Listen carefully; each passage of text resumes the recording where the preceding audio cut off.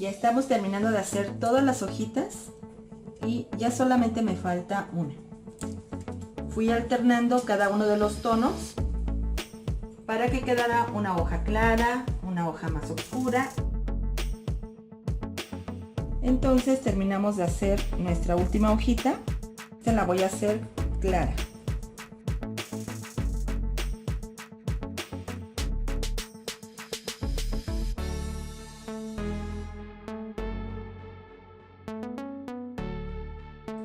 No te pierdas el primer video en donde pintamos estas hojas.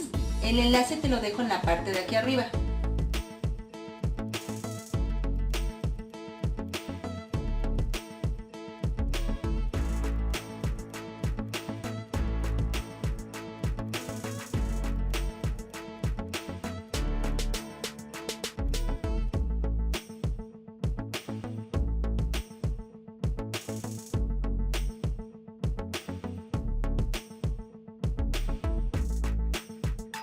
Aquí había hecho primero esta hojita, pero me falta un poquito en la parte de abajo. Entonces vuelvo a regresar a mi color de base, que es verde oliva, y voy completando la hojita.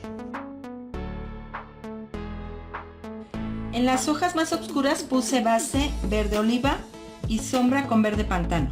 La luz fue con blanco. Y en las hojas más claritas mi base es verde pistache, sombra verde oliva. Para intensificar usé verde pantano y luz con blanco.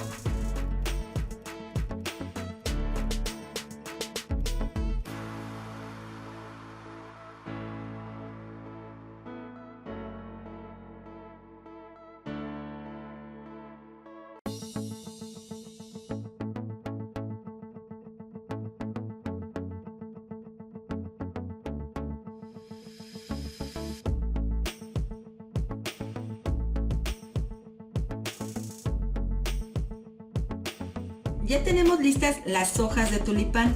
Fui alternando los dos colores que hicimos en el primer video. Y en el siguiente video vamos a pintar los tulipanes en color rojo. Así que nos vemos muy pronto en el siguiente video. ¿Ok? Bye.